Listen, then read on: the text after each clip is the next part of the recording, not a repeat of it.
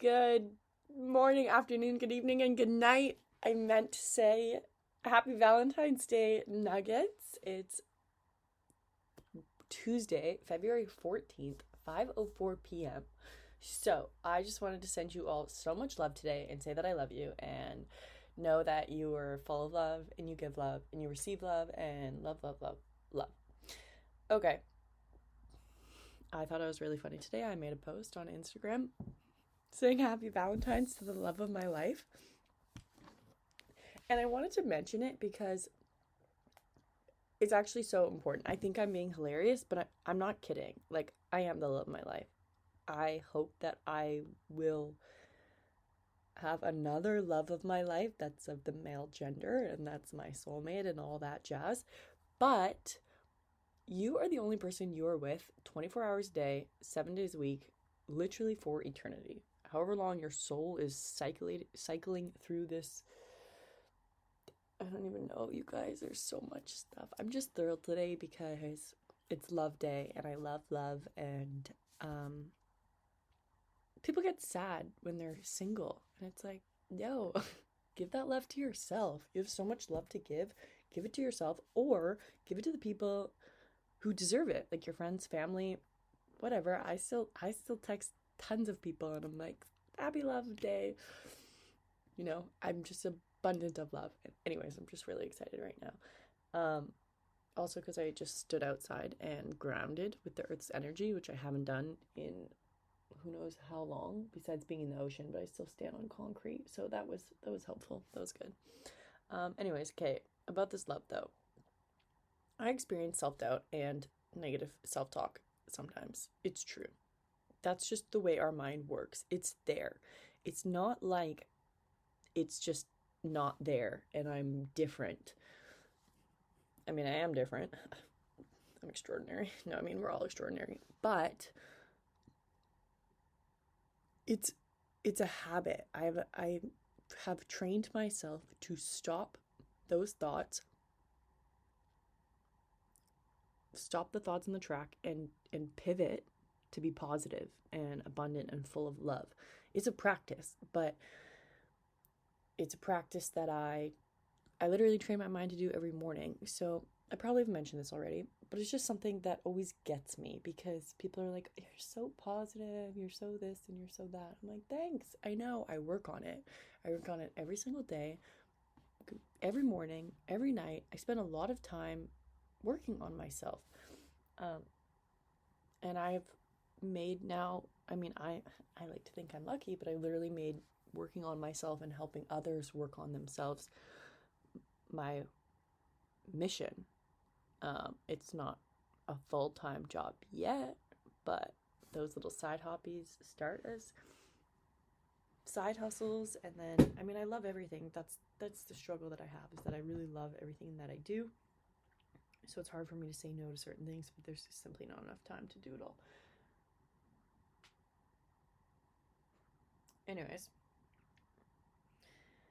So, one, recognize self-talk. Are you being negative? Are you literally, if a friend was putting you down all the time, you wouldn't be friends with that person. You wouldn't hang out with them. So recognize your own thoughts. Are you putting yourself down? Are you being abusive towards yourself? Because if so, stop allowing that to happen. For some reason, we think it's okay if it's from ourselves, but it's not. If it was someone else, it would literally be an abusive relationship. So get out of it, change your thoughts, change your patterns, become abundant. It's just manifesting and then putting that into practice. Like, what are your systems? So Master Your Mindset workbook helps you with that. PSA coming out soon. Yeah, I guess I also had time to do that today, so that was really nice. Or I should say I made that a priority. I've also been doing the Miracle Morning. It's a book I read, and my apologies, I forget who it's by, but it was a really good book. And he also made an app, which is sick. So I'm on day 20, and it's what my Miracle Morning is, which is like those patterns and systems that I put into place. So I highly suggest you read the Miracle Morning. It's a fantastic book. There's also a podcast. There's an app. the app reminds me every day, have I done they call it lifesavers. So silence, affirmation, whoa, too excited. Visualization, exercise, reading, scribing. So writing / journaling. I do lots of those things. Oh, I forgot what I was going to say, you guys. It's the little things that add up that make the big things. Wish that was more wise, but whatever, that's the way it came out.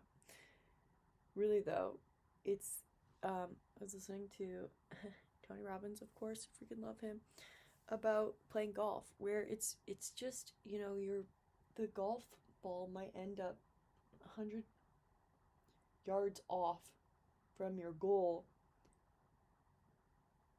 because you're just 2 millimeters off from how your stance is. So it's the slight edge. All these things are coming back to mind. The Slight Edge is also a really good book that explains basically that scenario. Of same with if you're flying, if you're going to LA or San Fran or whatever it is, like just the slight edge of being off you could end up so much further from your target. So that's why the Atomic Habits, I guess I've been listening to a lot of books lately. Atomic Habits, that's a really good one too. Basically saying the same thing. It's all about the little things that you do every day. It's about the atomic, so on a literally cellular level, it's just tiny. What are you doing every single day that adds up and it compounds, and it's compound interest, which is the same for, I don't even feel like I'm working out right now, which I'm not because I haven't been to the gym in a while, but I've been running and I've just been doing 10 push-ups a day and some other random things. My goal right now, my focus is go for a run, 10 push-ups, and then while I'm doing that, I obviously end up doing a bit more, and I'm surprised to see still got muscles, like to me running isn't really exercise. I guess it is, but in my mind it's more meditation. Sprints or going to the gym or lifting heavy is exercise, or rock climbing or whatever. I always have so many thoughts that I want to share and things that I want to do, and then life gets so abundant. But I also think if everything's under control, you're not going fast enough. So last night, everything's just so exciting, you guys. I have so many things always happening, or perhaps sometimes I don't. But then when I don't have a lot going on, I kind of freak out a bit, and I'm like, oh my god. And then I put so much on my plate, and then I have so much on my plate, and then I freak out. And it's a pattern. I recognize I'm addicted to the feeling of feeling overwhelmed. And I'm working on that. Whatever. It's fine, though, because I'm pretty efficient and effective. So it kind of works for me. But anyways. So don't stress or do stress. Whatever helps you. But then have tools in place that help you relax. So I like to plan my month at a time. So I set up days, like Tuesdays. Okay, I'm not going into the ocean tonight because it's Valentine's Day, and I'm hanging out with Sarah because I love Sarah, and she's my best friend. She's home, so that's big. Anyways, but I went into the ocean twice this weekend, so I counteracted that missing Tuesday. And then it's been 2 weeks where I missed recording a podcast on a Monday. And I apologize. I'm trying my best. That's one great thing about the Miracle Morning app is it says, sometimes you miss a day, but don't let it become 2 days and 3 days, etc. So I did miss a week. Well, technically I missed yesterday, but I'm doing it now, making it a priority. It takes time for things to become a new habit, so don't get down on yourself, or do get down on yourself, but not too harsh, just like a little bit. Like to me, it was like, okay, Sky, these are your goals. Are you going to let another week go by, or are you going to do them? For me, speaking out loud and just creating a podcast is the practice. It's not necessarily about what I'm saying. Yes, obviously it is. I make an intention to serve others, but it's also a practice for me to be more comfortable speaking out loud and having words simply just flow out, where it's like learning to walk, you know? I always think of baby giraffes. I don't know why. This one video of a baby giraffe learning to walk is forever stuck in my mind because the baby giraffe looks so awkward and its legs are just flailing all over the place and the knees are collapsing in and it's so awkward. But that's how you start. So whatever it is, you're not going to be running. You're not going to be sprinting when you first start. Like, you got to learn to walk first. So for me, speaking out loud, because words sometimes have not been my strength in the past. I've been much more of a visual person, learner, whatever it might be. I do feel very comfortable writing. Words flow to me that way. But then sometimes it's just easier to talk. But it's new practice for me. The point of this is, what is your new practice and where can you just start? And even if it's not great, even if nobody listens, even if nobody watches, it doesn't really matter. Like, yes, the intention is for someone else, but you have to serve yourself to serve others. You have to practice and work on yourself to help others to the best of your ability. So what is it that you can do to help others, but also help yourself? I was talking with a friend the other day, and we were talking about real estate. He likes construction, he likes real estate, and he likes buying properties and fixing them up, and I think he rents them. But anyways, he wanted to buy another property. And now he's like, that just I wouldn't feel fulfilled if I could go out tomorrow and buy a new property and fix it up and rent it out, but I wouldn't feel fulfilled.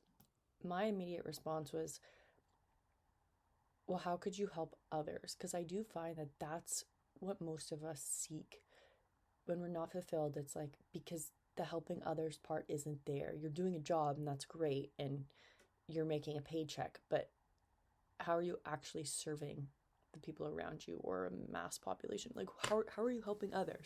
So I just said, well, how could you help others? Because it's not about money. Like, realistically, people take lower paying jobs so that they can do something that they're more fulfilled with. That's the purpose of life, right? Like, you want to love your life. You don't want to just be working. That's completely useless.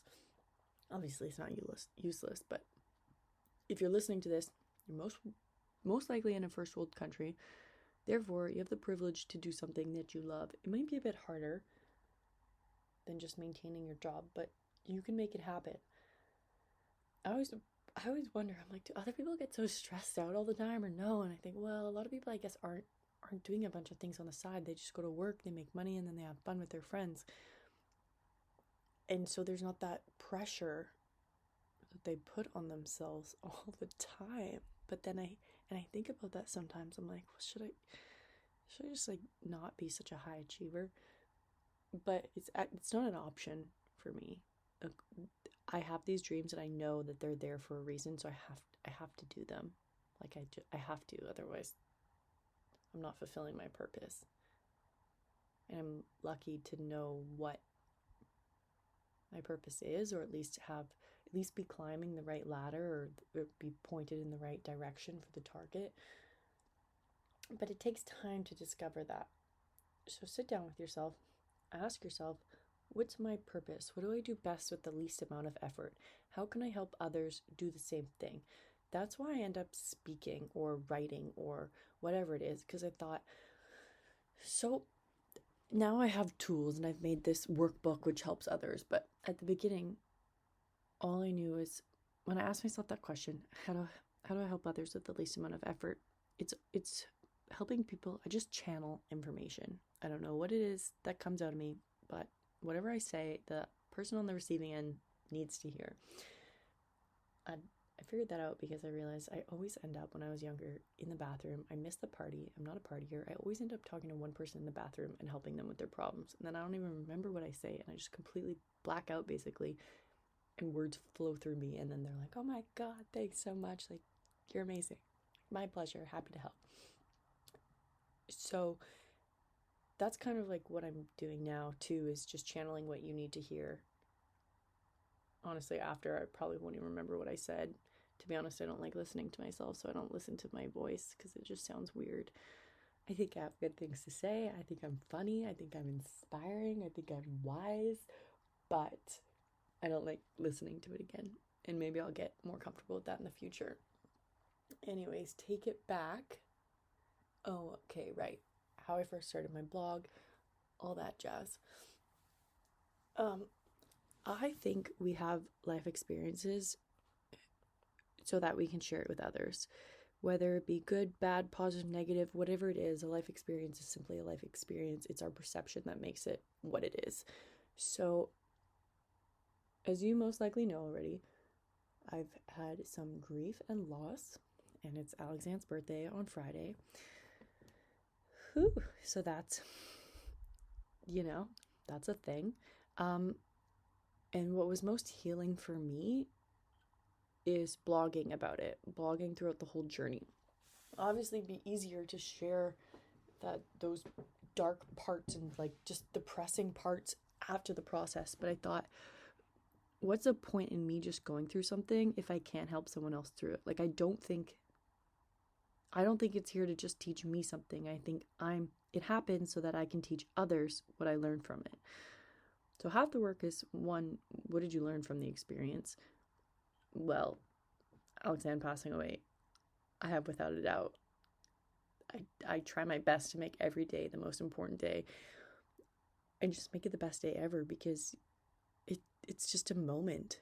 Like, it's not even a day where your life can change. It's a split second in that moment. Everything is different.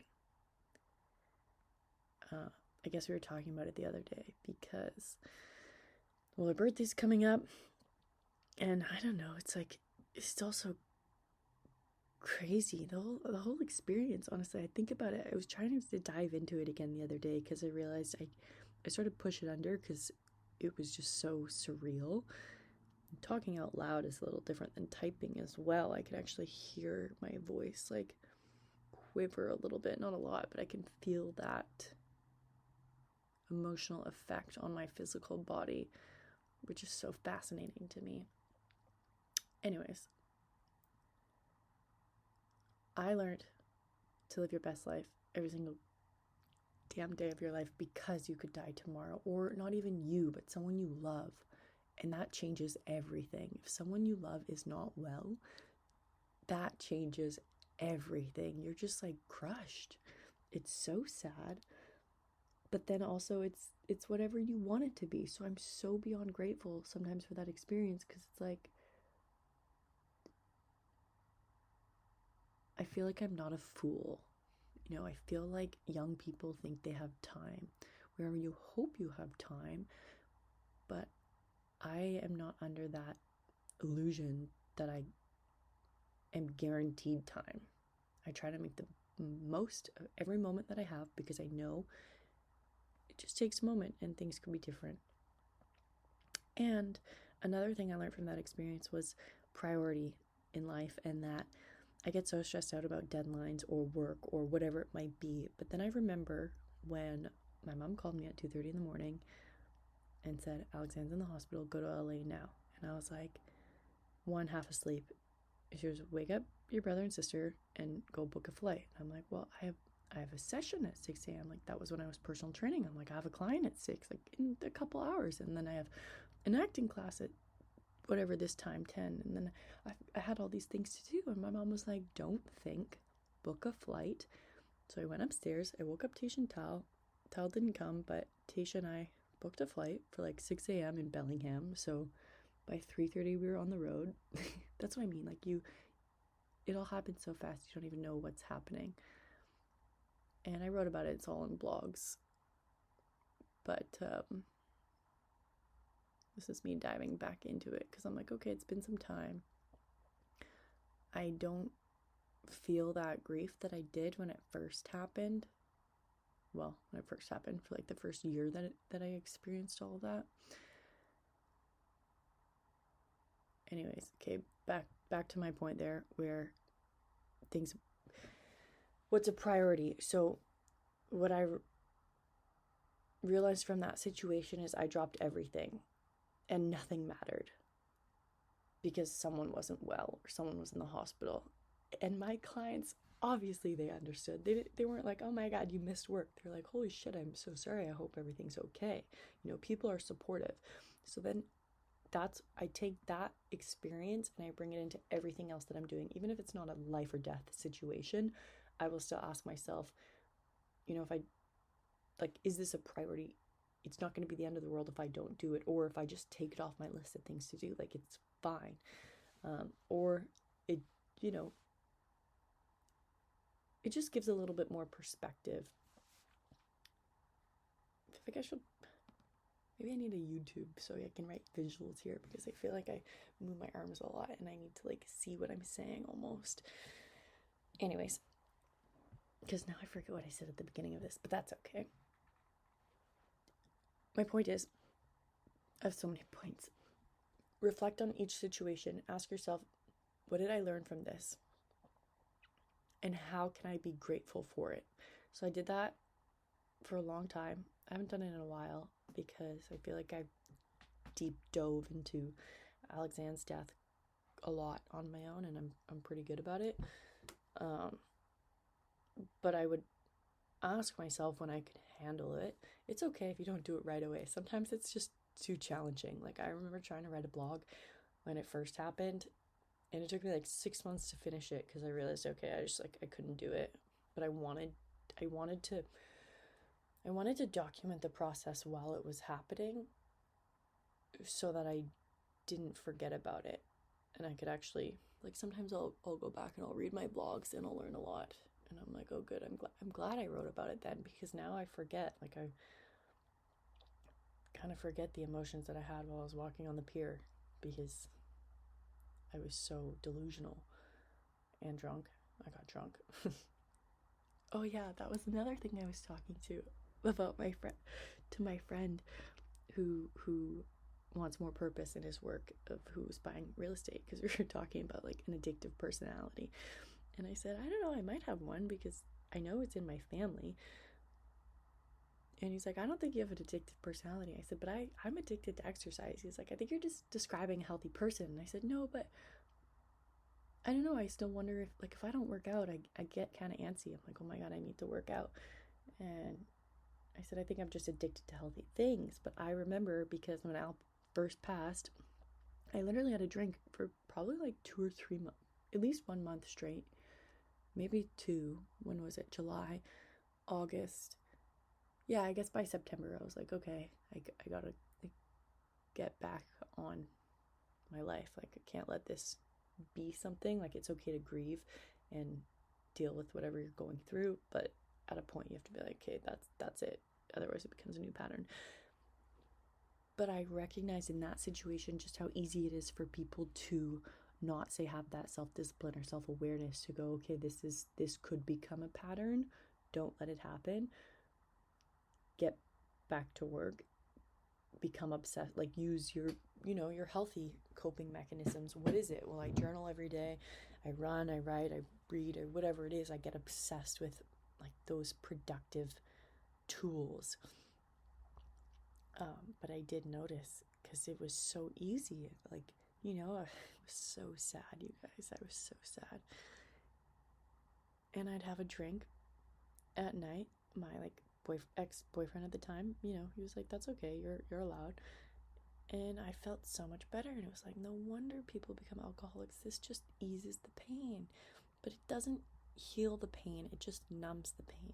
So I don't want to condone, or I don't want to say it's okay, but I mean, for myself, I think it was fine to like ease the pain a little bit when it first happened, because you just don't even know how to cope. But yeah, I guess a lot of this ends up me talking about Allexanne, because that really is what drives me on like a cellular level every single day, is I think about death, and I'm like, holy shit, I could die at any moment. Like, I want to have a fulfilled, purposeful life every second of every day that I'm alive, even if I'm only 25, 26, however old I am. Like, I can experience that now. And I remind myself that, and I drive myself by reminding myself about the fragility of life, and that every moment is a blessing. And then I find that's why I end up being so grateful for this life experience and lesson, because even when I'm driving, I don't get road rage. I love driving now. One, it's when I listen to my books. Two, it's just a moment to be silent. Like I don't mind traffic. It's totally fine. Every moment I find now I can find like peace and purpose in it, because that's just how my brain now works. That's all it is. Everything's in your head. It's in your body. We're all connected. You can't separate the two. But our mind overpowers the body, I find. And, well, they go hand in hand. Listen to your heart, listen to your head, have them work together. Anyways, happy Valentine's Day. Happy birthday, Allexanne. I love you so much. I miss you so much. Thanks for teaching me everything that I know today and inspiring me to be the way that I am, because I love myself. Love you all. Bye.